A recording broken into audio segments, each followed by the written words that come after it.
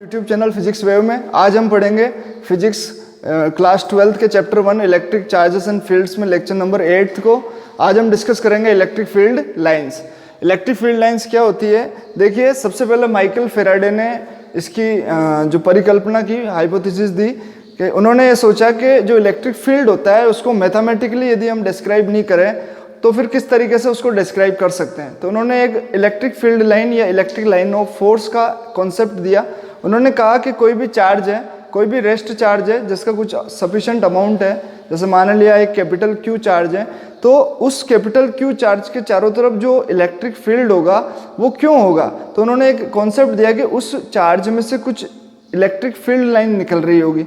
तो आप सोचेंगे कि इलेक्ट्रिक फील्ड लाइन क्या चीज़ है? तो इलेक्ट्रिक फील्ड लाइन क्या है कि एक इमेजिनरी पाथ होता है, ऐसा इमेजिनरी पाथ जिस पे वो चार्ज क्या कर सकता है, मूव कर सकता है। वास्तविकता में नहीं है ऐसा पाथ कोई भी, लेकिन हम ऐसा मान के चलते हैं कि उस चार्ज के चारों तरफ वो चार्ज जिधर भी जाना चाह रहा है, यदि वो फ्री है वहाँ से जाने के लिए। अब आप सोचेंगे कि फ्री कब होगा और कब नहीं होगा।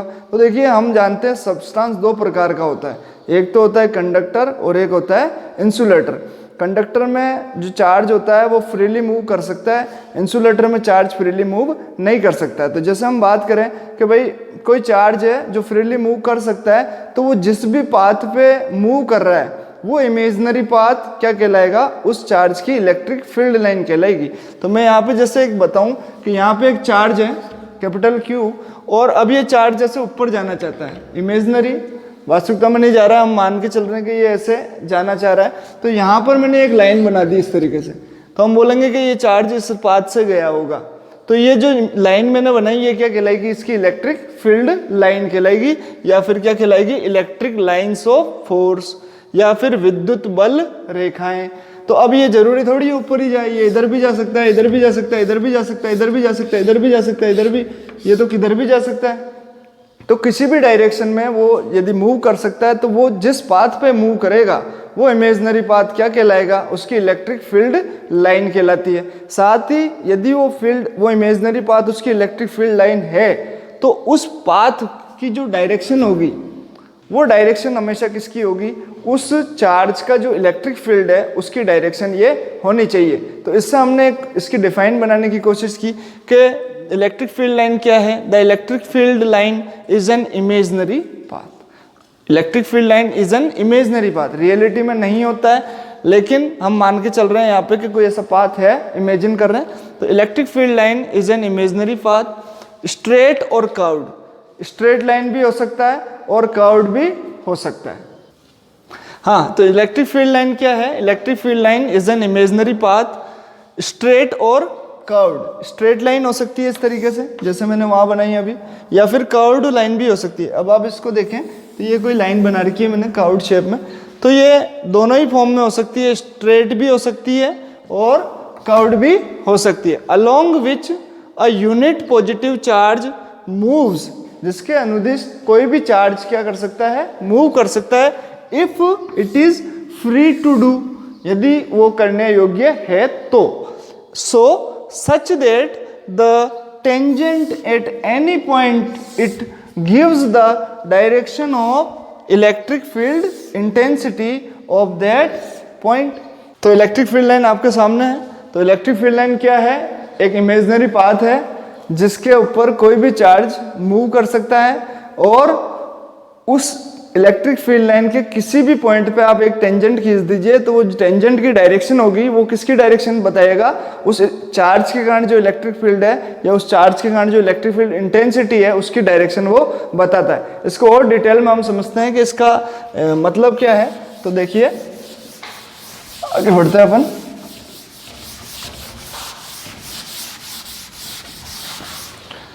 अब जैसे फॉर एग्जाम्पल हमारे पास कोई पॉजिटिव चार्ज है, तो किसी पॉजिटिव चार्ज के लिए उसकी इलेक्ट्रिक फील्ड लाइन कैसे बनेगी या उसका पैटर्न कैसा होगा, तो हम यहाँ पे बनाते हैं। तो जितनी भी डायरेक्शंस हैं उस डायरेक्शन में आप एक लाइन खींच दीजिए और उसकी डायरेक्शन आप बाहर की तरफ जाते हुए दिखाएं, आउटवर्ड डायरेक्शन दिखाएं।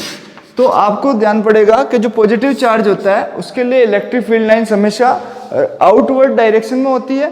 और यदि मैं इसके चारों तरफ एक यहाँ पे सरफेस बना दूं तो आपको दिखेगा यहाँ पे कि ये जो लाइन है इस सरफेस के कैसी है, परपेंडिकुलर है। कैसे पता चलेगा, यहाँ पे एक टेंजेंट खींच दीजिए, ये टेंजेंट जैसे ही आप खींचेंगे ये लाइन और ये टेंजेंट के बीच में 90 डिग्री एंगल बनेगा। तो हम कहेंगे कि कोई भी चार्ज, जैसे पॉजिटिव चार्ज हमने लिया तो उसके लिए इलेक्ट्रिक फील्ड लाइंस हमेशा वो जिस भी सरफेस या जो भी इलेक्ट्रिक फील्ड बन रहा है उसके परपेंडिकुलर डायरेक्शन में होती है और हमेशा बाहर की तरफ होती है, यानी रेडियली आउटवर्ड होती है। सिमिलरली यदि मैं यहाँ पे नेगेटिव चार्ज ले लूँ तो अब इसके लिए जो इलेक्ट्रिक फील्ड लाइंस होगी वो सारी कैसी होगी, रेडियली इनवर्ड डायरेक्शन में होगी। और सरफेस यदि मैं वापस बनाऊँ उसके चारों तरफ तो उसके कैसी होगी, ये परपेंडिकुलर ही होती है। तो दो चीज हमको यहाँ पर समझने को मिली कि पॉजिटिव चार्ज के लिए इलेक्ट्रिक फील्ड लाइन हमेशा आउटवर्ड होगी और नेगेटिव चार्ज के लिए इलेक्ट्रिक फील्ड लाइंस हमेशा इनवर्ड होगी। तो याद रखना हमें कि इलेक्ट्रिक फील्ड जो लाइंस है वो पॉजिटिव के लिए बाहर यानी आउटवर्ड और नेगेटिव चार्ज के लिए कैसी होती है, इनवर्ड होती है। साथ ही जिस भी सरफेस पे वो आ रही है उस पे जाते वक्त भी और आते वक्त भी हमेशा परपेंडिकुलर होती है। तो आप ये यहाँ पर ये चीज कॉन्सेप्ट अपने दिमाग में सेट करेंगे। तो ये मैंने बना दी electric field lines due to a negative charge and electric field lines due to a positive charge. अब यहाँ पे क्वेश्चन ये आता है कि जो हमने ये बाहर की तरफ और अंदर की तरफ इलेक्ट्रिक फील्ड लाइन बनाई है पॉजिटिव और नेगेटिव चार्ज के लिए, तो ये मतलब ये क्यों बनाई है अपन ने ऐसे, तो बस ये एक साइन कन्वेंशन है, हमने ऐसा माना है। ऐसा कोई जरूरी नहीं है, आप चाहे तो नेगेटिव के लिए बाहर ले सकते हैं और पॉजिटिव के लिए अंदर ले सकते हैं। बस एक जस्ट कन्वेंशन हमने यहाँ पे उठाया है कि भाई पॉजिटिव चार्ज है तो हमेशा उससे इलेक्ट्रिक फील्ड लाइन कैसे जाएगी, बाहर जाएगी, और नेगेटिव है तो अंदर आएगी। हर बुक में इसी तरीके से फॉलो कर रखा है तो हमें भी इसी तरीके से करना है। अदरवाइज आप अपनी खुद की नई बुक लिखें तो आप उसमें कर सकते हैं कि इसके लिए बाहर की तरफ होती है, इसके लिए नेगेटिव। तो ये जस्ट एक कन्वेंशन है, ऐसा कोई प्रूफ नहीं है कि भाई ये, या किसी ने देखा नहीं है कि ये बाहर ही जाएगी। ऐसा मान के चलते हैं अपन कि हाँ ये बाहर की तरफ होगा और ये अंदर की तरफ होगा। ये चीज क्लियर है। अच्छा, एक बहुत ही इंपॉर्टेंट चीज यहाँ पे हमने बात किया कि इलेक्ट्रिक फील्ड लाइन कैसी है, इमेजनरी है। इलेक्ट्रिक फील्ड लाइन इमेजनरी है, लेकिन इस इलेक्ट्रिक फील्ड लाइन के कारण जो इलेक्ट्रिक फील्ड बन रहा है किसी भी चार्ज के चारों तरफ वो रियल होता है। तो आपको ध्यान रखना है कि इलेक्ट्रिक फील्ड लाइन का कोई एग्जिस्टेंस नहीं है, ये इमेजनरी है, बट उस चार्ज के चारों तरफ इस इलेक्ट्रिक फील्ड लाइन के कारण जो फील्ड बन रहा है वो हमेशा कैसा होगा, वो रियल होगा, उसको आप फील कर सकते हैं। तो आपको ध्यान रखना है। तो हम किसी भी चार्ज की तरफ, आपने जब इलेक्ट्रिक फील्ड जब पढ़ा था तो आपने क्यू चार्ज के चारों तरफ एक ऐसा इलेक्ट्रिक फील्ड बनाया था, तो अब आपको समझ में आ गया होगा कि ये हमने ऐसे क्यों बनाया था। क्यों बनाया था, क्योंकि इससे बाहर की तरफ ऐसे फील्ड लाइन जा रही थी और हमने इन फील्ड लाइन को क्या करा, जब सेम पॉइंट में मिला के जब एक सरफेस खींचा तो हमारे चारों तरफ कैसा बन गया, एक स्फेरिकल सरफेस बन गया। और ये स्फेरिकल सरफेस हमने क्या बोला था कि इस क्यू चार्ज का क्या है, ये इलेक्ट्रिक फील्ड है, यानी इलेक्ट्रिक फील्ड लाइन उस चार्ज के इलेक्ट्रिक फील्ड को रिप्रेजेंट करती है। और डायरेक्शन कैसे, तो मैंने आपको बताया कि कोई भी इलेक्ट्रिक फील्ड लाइन है, जैसे मान लिया ये कोई इलेक्ट्रिक फील्ड लाइन है तो इसके किसी भी पॉइंट पे देख लो आप, जैसे मैंने इस पॉइंट पे ये पी दिया तो मैंने क्या इस पे एक टेंजेंट खींचे, ये टेंजेंट ही किसकी डायरेक्शन बताएगी, उस चार्ज के इलेक्ट्रिक फील्ड इंटेंसिटी की डायरेक्शन बताएगी। क्योंकि इस पर्टिकुलर पॉइंट पे तो इंटेंसिटी निकालेंगे, भाई फील्ड तो पूरा ही है, लेकिन इस पॉइंट पे कितना फील्ड है, तो फिर अपन बात करते हैं इलेक्ट्रिक फील्ड इंटेंसिटी की, जो यहाँ पर किधर है, उधर है। बट इधर देखे तो कहाँ है, इस पर टेंजेंट नीचे जाएगा, स्पर्श रेखा जो खींचेंगे हम टेंजेंट तो वो कहाँ जाएगी, नीचे। तो इस पॉइंट पे यानी इस क्यू पॉइंट पे इलेक्ट्रिक फील्ड किधर है, उधर की तरफ है। तो यहाँ देखें तो यहाँ देखो ए पॉइंट ले लो तो इस पे इलेक्ट्रिक फील्ड की डायरेक्शन कहाँ है, इधर है। तो अलग अलग पॉइंट पे जब हम टेंजेंट खींचते हैं तो उस पॉइंट पे इलेक्ट्रिक फील्ड की डायरेक्शन किधर है हमें पता चल जाती है, तो आप निकाल सकते हैं ये। तो इलेक्ट्रिक फील्ड लाइंस आप समझ गए नेगेटिव और पॉजिटिव के लिए। अब कुछ इसकी प्रॉपर्टीज, कुछ प्रॉपर्टीज अपन को याद रखनी है, जैसे कि क्या क्या प्रॉपर्टीज हो सकती है। तो पहली प्रॉपर्टी ये है कि इलेक्ट्रिक फील्ड लाइन एक डिसकंटिन्यू कर्व है। इलेक्ट्रिक फील्ड लाइन क्या है, एक डिसकंटिन्यूअस कर्व है। मैं शॉर्टकट में लिख देता हूं इलेक्ट्रिक फील्ड लाइंस। देखिए इलेक्ट्रिक फील्ड लाइंस के भी दो नाम है, इलेक्ट्रिक फील्ड लाइन भी कहते हैं, कहीं कहीं पे इलेक्ट्रिक लाइन ऑफ फोर्स भी कहते हैं। तो आप ज्यादातर इसी चीज को यूज करें क्योंकि यही सही है। इसको हिंदी में भी क्या कहते हैं, विद्युत बल रेखा है। तो इलेक्ट्रिक से विद्युत, फील्ड से बल, हालांकि फोर्स से लिया है तो अपन इसको ऐसे भी कह सकते हैं विद्युत क्षेत्र रेखा है, क्योंकि फील्ड के लिए क्या हो जाएगा ये क्षेत्र, और लाइंस को हम क्या कहते हैं, रेखाएं। अब electric field lines discontinuous curves होती है, डिसकंटिन्यूअस कर्व होती हैं। तो electric field lines are a discontinuous curve. Discontinuous curve क्यों होती है? इसका रीजन ये है कि जो कोई भी कंडक्टर है, किसी भी कंडक्टर में से ये आर पार होके नहीं निकल सकती। मतलब हम ऐसा कहें कि एक चार्ज है और उस चार्ज के पास में आपने एक मेटल प्लेट रख दी और उसके उधर एक और चार्ज है, तो अब इन दोनों चार्जेस के बीच में जो इंटरेक्शन होगा, जो इलेक्ट्रिक फोर्स लगेगा, उसका वैल्यू आपने पहले निकाला था, कितना आया था? 0 न्यूटन आया था। क्योंकि ये वाला चार्ज उस वाले चार्ज को अट्रैक्ट या रिपेल नहीं कर सकता, क्योंकि बीच में आपने एक मेटल, एक बहुत ही मीडियम रख रखा है जिसकी जो रिलेटिव परमिटिविटी है वो कितनी है? इनफाइनाइट होती है। तो हमने जब इसको चेक किया था तो फोर्स नहीं लगता उसमें। तो हम ये समझ रहे हैं कि यहाँ से इलेक्ट्रिक फील्ड लाइन इस कंडक्टर को क्या पार नहीं कर पा रही है। तो जब पार नहीं कर पा रही है, इसका मतलब क्या हो रहा है? जैसे मैंने एक पॉजिटिव चार्ज ले लिया और एक नेगेटिव चार्ज ले लिया, मैंने इसकी बात की कि भाई पॉजिटिव चार्ज तेरे से कैसे जाएगी, तो इसने बोला मेरे से तो बाहर की तरफ जाएगी। तो नेगेटिव ने बोला कि नेगेटिव से पूछा तेरे पास कैसे जाएगी, तो उसने बोला मेरे पास इनवर्ट आएगी। यानी पॉजिटिव चार्ज से हमेशा नेगेटिव चार्ज की तरफ जाएगी इलेक्ट्रिक फील्ड लाइन, पॉजिटिव से तो बाहर निकलेगी, नेगेटिव में अंदर जाएगी। यही तो नियम था हमारा कि पॉजिटिव से हमेशा आउटवर्ड निकल रही है और नेगेटिव में हमेशा इनवर्ट आ रही है। तो पॉजिटिव और एक नेगेटिव चार्ज के यदि हम पैटर्न बनाए, क्वेश्चन आ चुका है सीबीएसई में, तो एक पॉजिटिव और नेगेटिव चार्ज के लिए इलेक्ट्रिक फील्ड लाइन का पैटर्न बनाइए। तो हम इलेक्ट्रिक फील्ड लाइन जब बनाएंगे तो इस पॉजिटिव चार्ज के लिए कैसे आएगा? ऐसे बाहर की तरफ, और इसके लिए ये जो जा रही है ना बाहर, ये यहां से आ जाएगी, क्योंकि इनफाइनाइट पे तो ये मिलेंगे ना कहीं इलेक्ट्रिक फील्ड लाइन। ये जाती जाती कहाँ जाएगी? अपन यहाँ से सीधे जाए, चलते जाए तो वापस किधर से आएंगे? इधर से, क्योंकि पृथ्वी कैसी है? गोल है। तो यहाँ पर भी समझ जाओ कि पॉजिटिव से यू गई तो वापस कहाँ से आएगी? इसमें। तो बिल्कुल सही है, पॉजिटिव के लिए बाहर से जा रही है और नेगेटिव के लिए इनवर्ट डायरेक्शन। ये बाहर गई है तो ये कहाँ से आएगी? ये लो, ये बाहर जा रही तो ये अंदर। तो इस तरीके से हम पैटर्न बना सकते हैं कि भाई इलेक्ट्रिक फील्ड लाइंस का जो पैटर्न होगा, एक पॉजिटिव और एक नेगेटिव के लिए तो ऐसा बनेगा, इस तरीके से। हमने पॉजिटिव और नेगेटिव चार्ज के लिए इलेक्ट्रिक फील्ड लाइन पैटर्न बनाया, ये आपके क्वेश्चन आ रखा है। अब मैं इसी चीज़ को आगे बढ़ाना चाह रहा था। जैसे मैंने ये पॉजिटिव चार्ज लिया और ये नेगेटिव चार्ज लिया, और यहाँ पर क्या किया मैंने? एक मेटल की प्लेट रख दी।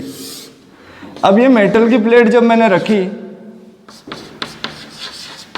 तो अब यहाँ से इलेक्ट्रिक फील्ड लाइन इसको पार करके उधर नहीं जा सकती।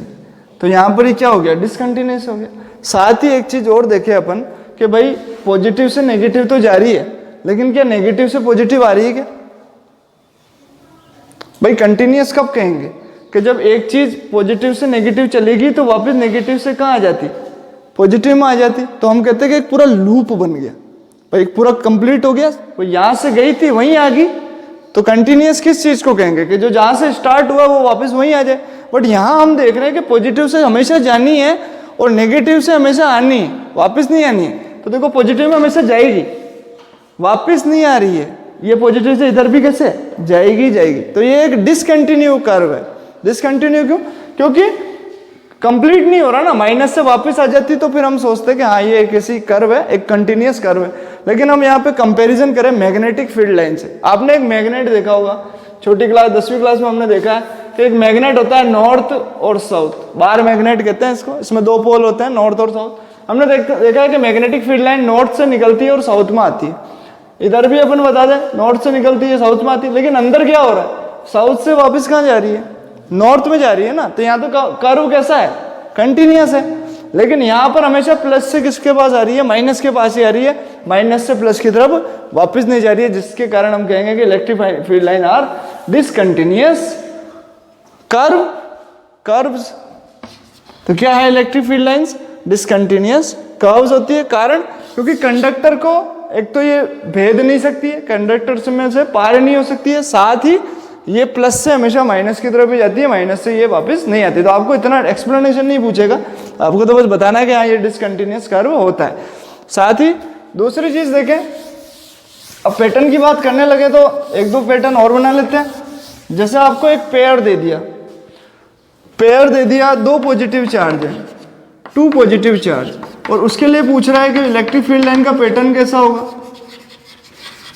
तो देखिए इसको, तो 2 पॉजिटिव चार्ज मैंने यहाँ लिए, कुछ डिस्टेंस पे ये पड़े हैं। हमको पता है यहाँ से कैसे जानी है?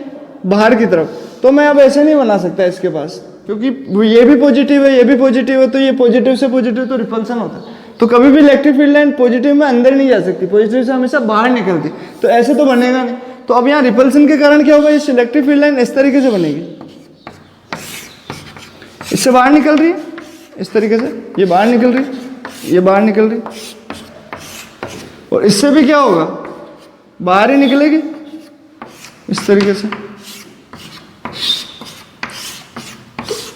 इस पैटर्न को देखें तो इसका मतलब ये वाली फील्ड लाइन और ये वाली फील्ड लाइन कभी नहीं काट सकती एक दूसरे को, क्योंकि ये भी पॉजिटिव और वो भी पॉजिटिव है। तो इसकी और इसकी डिस्टेंस के बीचों बीच पॉइंट, यदि मैं बीचों बीच में देखूं, यानी यहाँ से ये बीचों बीच पॉइंट देखूं, तो यहाँ पर कोई भी इलेक्ट्रिक फील्ड लाइन नहीं होगी, यहाँ पर कोई भी इलेक्ट्रिक फील्ड भी नहीं होना चाहिए। तो हम यहाँ पे कहते हैं इस लाइन को न्यूट्रल लाइन। क्या कहते हैं इसको, न्यूट्रल लाइन। और इन ये जो पॉइंट्स होते हैं इन सबको हम क्या कहते हैं, न्यूट्रल पॉइंट्स कहते हैं। तो आपको क्वेश्चन आता है कि न्यूट्रल पॉइंट्स क्या होता है, तो आप बता सकते हैं कि दो चार्जेस के बीच में वो पॉइंट जहां पर एक कोई भी इलेक्ट्रिक फील्ड लाइन नहीं है, वो क्या कहलाएगा, यहाँ पे न्यूट्रल पॉइंट कहलाएगा। बहुत ही सिंपल है। और ये पैटर्न पूछ सकता है आपसे कि दो पॉजिटिव चार्ज के लिए इलेक्ट्रिक फील्ड लाइन का पैटर्न कैसा होगा। क्लियर है। साथ ही यहाँ पे मैं नेगेटिव कर देता बच्चों, तो कैसा होता, ये जितनी भी डायरेक्शन बाहर की तरफ है ये सारी कैसे हो जाती है, अंदर हो जाती है, बाकी सेम टू सेम रहता।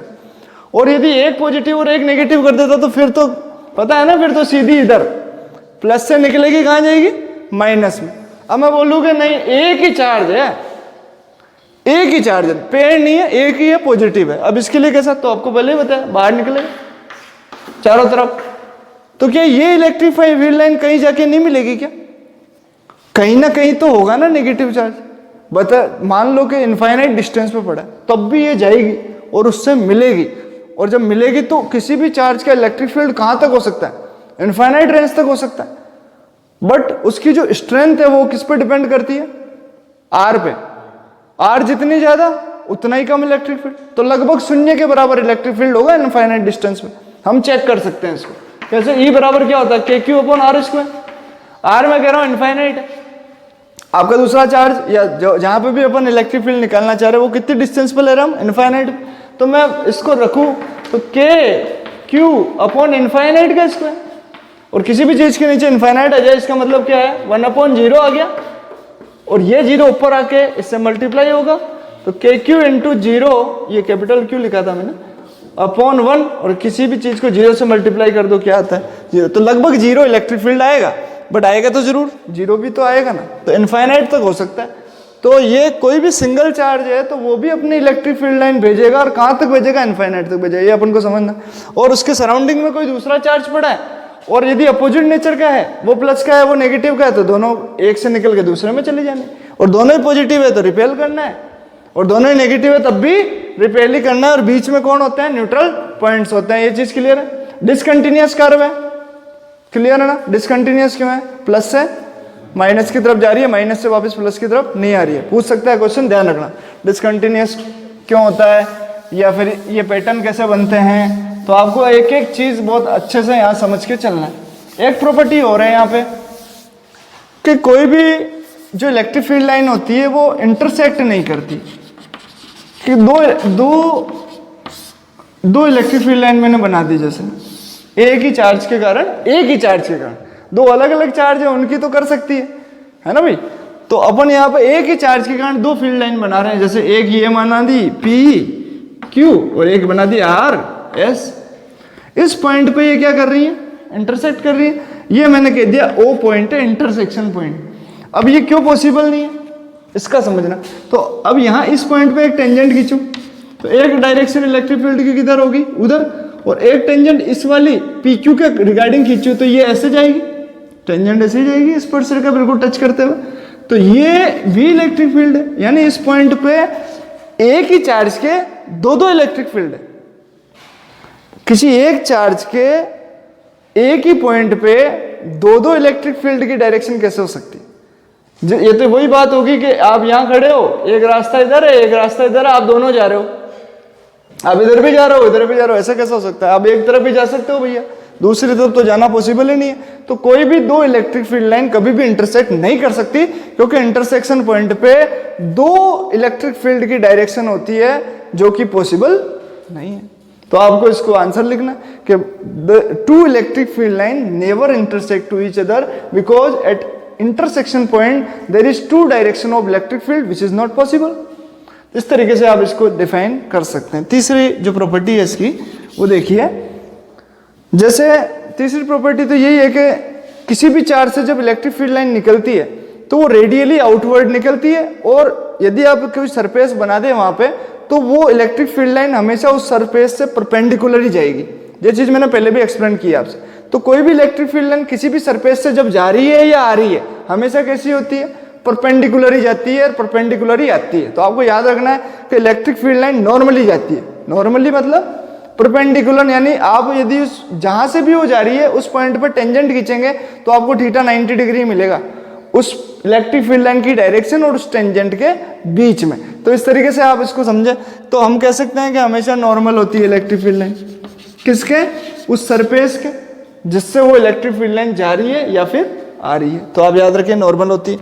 फोर्थ, किसी स्पेस में किसी चार्ज के कारण जो इलेक्ट्रिक फील्ड लाइंस है उनका कंसंट्रेशन कुछ इस तरीके से है कि किसी पॉइंट पे बहुत सारी इलेक्ट्रिक फील्ड लाइन ऐसे पैरेलल है।